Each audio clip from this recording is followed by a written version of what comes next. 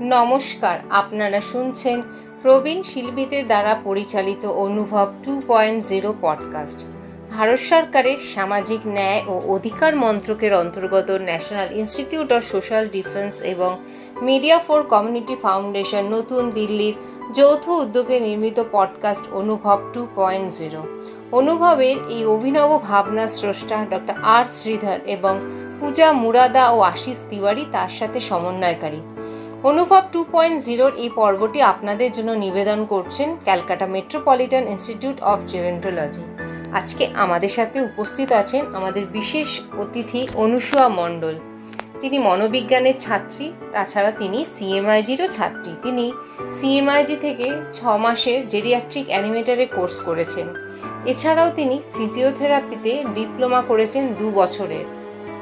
Dementia নিয়ে বিভিন্ন project তিনি করেছেন।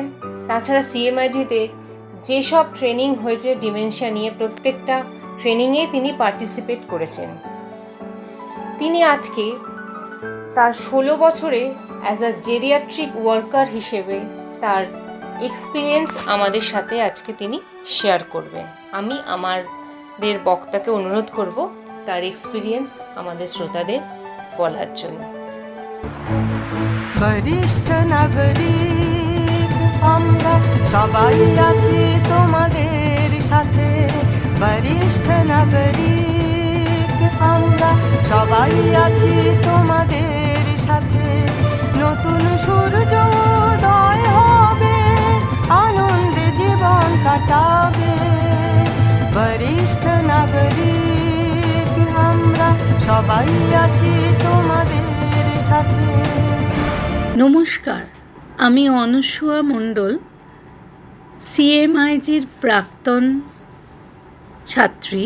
2007 থেকে আমি আমার কর্মজীবন অ্যাজ এ জেরিয়াট্রিক ওয়ার্কার হিসেবে আরম্ভ করি এবং 2007 মার্চ মাসে অ্যাজ এ জেরিয়াট্রিক অ্যানিমেটর এই ট্রেনিংটি সিএমআইজি থেকে আমরা পাই। এই ট্রেনিংয়ে কি করে একজন বয়স্ক মানুষকে বোঝা যায়, শারীরিক, মানসিক এবং অন্যান্য আরও কিছু, সেই সমস্ত কিছু এই ট্রেনিংয়ে আমরা খুব ভালোভাবে শিখেছি এবং বর্তমান সামাজিক সমস্ত কিছু কি জিনিস একজন বয়স্ক মানুষের উপরে প্রভাবিত, সেগুলো খুব ভালো করে ওই ট্রেনিংয়ে বিশেষ বিশেষ শিক্ষক শিক্ষিকারা আমাদেরকে পড়িয়েছিলেন। যাই হোক, আজকে আমি আমার দীর্ঘ 16 বছরের অ্যাজ এ জেরিয়াট্রিক ওয়ার্কার হিসেবে কি করণীয় একজন বয়স্ক মানুষের বাড়িতে গিয়ে, সেইটা আমি আপনাদের সঙ্গে শেয়ার করব। একজন মানুষকে আপনি কিছুটা কোয়ালিটি টাইম আপনার থেকে দিচ্ছেন, সেই মানুষটি হয়তো একা, বিদেশে তাহার ছেলে মেয়ে আত্মীয় স্বজন রয়েছে বা অন্য স্টেটে বসে রয়েছে। উনি হয়তো বাড়িতে একাকিত্বে ভুগছেন কিংবা কোনো বৃদ্ধাবাসে সবার মধ্যেও একা। আপনি সেখানে পৌঁছে গেছেন, আপনার কিছুটা কোয়ালিটি টাইম দিয়ে ওনাকে কিছুটা হাসানোর বা সুস্থ সবল মানসিকভাবে একটা সুন্দর কিছুটা সময় দেবার জন্য আমি কিছু ঘটনা আপনাদের সঙ্গে শেয়ার করছি এবং এটাও বলছি যে কিভাবে একজন বয়স্ক মানুষকে বাড়ি গিয়ে কি জিনিস আপনি শেয়ার করবেন, কি ধরনের কাজগুলো করলে তারা খুশি হবেন। সালটা 2008। আমি বেশিরভাগ সময় সল্টলেকে কাজ করেছি। সল্টলেকে একাকী বৃদ্ধা বাড়িতে কোনো কলেজের একসময় অধ্যাপিকা ছিলেন। অধ্যাপনায় তার জীবন গেছে। সারা জীবনে তিনি পড়াশোনা বইয়ের মধ্যে ছিলেন। একটি ছেলে একটি মেয়ে, তারা তার মায়ের কাছে থাকতে পারেন না, বিভিন্ন কাজের জন্য তারা বাইরে থাকেন। মহিলা খুবই কম কথা বলেন এবং যতটুকু বলেন মেপে বলেন। কোনো এক ডাক্তারবাবুর কাছে তার মেয়ে তাকে নিয়ে গেছিল কোনো অসুখের জন্য, এবং সেই ডাক্তারবাবু ছিলেন জেরিয়েটিশিয়ান। তিনি বললেন তার মেয়েকে যে এই অসুখটা সম্পূর্ণই মানসিক। উনি এখানে একা থাকেন, কারোর সাথে গল্প করতে পারেন না, কাউকে দেখেন না, তার জন্যেই এই ধরনের অসুবিধাগুলো তৈরি হয়েছে। তো ডাক্তারবাবু আমার নামটি রেফার করে দেন যে আমি তার সাথে কিছুটা সময় অতিবাহিত করব। যথারীতি তার মেয়ে আমাকে ফোন করে এবং আমি তার কাছে পৌঁছে যাই। আমি বুঝতে পারছিলাম না যে কিভাবে তার সঙ্গে র্যাপোটা তৈরি করব, কারণ তিনি খুবই কম কথা বলেন। প্রথম দিন যেদিন যাই, কোনোভাবেই কোনো রকম কথা বলতেই চাইছিলেন না। আমি রীতিমতো তার সোফাতে একা একা বসেই কাটালাম। তিনি কিন্তু ঘরের মধ্যে আছেন। দ্বিতীয় সেশনে উনি আমার জন্য চা করে নিয়ে এলেন এবং তখন আস্তে আস্তে আমি তার জীবিকা, জীবন ইত্যাদি সম্পর্কে প্রশ্ন উত্তরের পালা আরম্ভ করি। উনিও খুব ধীরে ধীরে উত্তর দিতে থাকেন এবং আস্তে আস্তে আমাদের সম্পর্কটা এতটাই সুন্দর তৈরি হলো যে উনি কিন্তু আমাকে ছাড়া চলতেন না। বহু বছর ওনার সঙ্গে আমি কাটিয়েছি। তারপরে কালের নিয়ম অনুসারে উনি চলে গেলেন। তো আমার এই ছোট্ট অভিজ্ঞতা থেকে আমি একটাই কথা বলবো যে কেউ যদি বাড়িতে গিয়ে সঙ্গে সঙ্গে গিয়ে বলেন মাসিমা আপনি কেমন আছেন, মেসোমশাই আপনি কেমন আছেন, সেটা না বলে মনে হয় তারা কি চাইছে বা তারা কি ধরনের মানে কি ধরনের পরিষেবা চাইছেন বা কি ধরনের কথাবার্তা চাইছেন সেটুকু একটু বুঝে নিয়ে তাদের সঙ্গে এগোলে ভালো হয়। আচ্ছা, এবারে আসি যারা শুধু মানসিক অবসাদগ্রস্ত নন, যারা স্মৃতিভ্রংশের শিকার হয়েছেন, যেমন ডিমেনশিয়া, অ্যালজাইমার্স। তাদের ক্ষেত্রে কিন্তু গিয়েই আমরা কোনো থেরাপি দেওয়াটা মনে হয় না ঠিক হবে বলে। আমি আমার ছোট্ট আরেকটি ঘটনা আপনাদের সাথে শেয়ার করছি। সময়টা ছিল 2012। একজনের ফ্রন্টোটেম্পোরাল ডিমেনশিয়া হয়েছে। আমাকে একজন জেরিয়েটিশিয়ান ডাক্তারবাবু পাঠিয়েছেন তার বাড়িতে, এবং তিনিও ছিলেন মহিলা, এবং তিনি যে কোনো নতুন মানুষকে দেখলে খুব বিরক্ত হয়ে চিৎকার করেন। যথারীতি আমি তার কাছে নতুন, এবং আমাকে দেখেই সে ভীষণ রকমের চিৎকার করে কোনোভাবে বলার চেষ্টা করলো ওকে বাড়ি থেকে বার করে দাও। আমি ওনার কাছে কিছুতেই বসবো না এবং আমি ওনাকে এখানে দেখতে চাই না।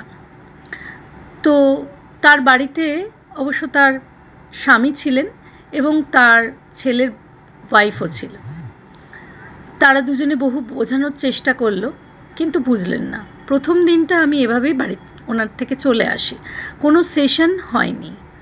দ্বিতীয় দিন আমি আবার গেলাম। তো আবার যখন গেলাম তার আগে আমি বলে রেখেছিলাম যে একটু গান আগে থেকেই বাজিয়ে ওনার মনটাকে একটুখানি হালকা করা বা একটা সুন্দর বাতাবরণ তৈরি করা। তো ওনার বাড়ির লোকেরা সেটা তৈরি করেছিল। তো আমাকে দেখাবার মাত্রই উনি বললেন যে, তুমি কি আবার এসছো আমাকে জ্বালাতন করতে? তা আমি হেসে বললাম, হ্যাঁ, একটু যদি জ্বালাতন হয় তো কি মন্দ হয়, আপনি আমার সাথে একটুখানি বসে না হয় আমার জ্বালাতন দেখলেন। তো হাসলেন এবং হাসির পরে বহুক্ষণই আমার সঙ্গে সেদিনকে গল্প করলেন। যদিও গল্পটা সাবলীল ছিল না, বহু ভুল ভ্রান্তি ছিল, তার কারণ হচ্ছে উনি ডিমেনশিয়ার আক্রান্ত, তবুও অনেকটাই আমাকে মেনে নিয়ে গল্প করলেন। এবং তারপর থেকে সেশনগুলো ডিমেনশিয়াতে যেগুলো আমরা করিয়ে থাকি সেগুলোই করাতে আরম্ভ করলাম, যেমন কগনিটিভ থেরাপি। ডিমেনশিয়াতে আমাদের ব্রেনের উচ্চস্তরের ক্ষমতাগুলো তো কিছুটা লোপ পায়, যেমন স্মৃতিভ্রংশ হয়, তার সঙ্গে থিঙ্কিং স্কিল, কোনো কিছু চিন্তা ভাবনা করার ক্ষমতাটা চলে যায়, আরও অনেক কিছু হয়। তো সেই জায়গাগুলোতে পুরোপুরি তো ফিরে আসা সম্ভব নয়।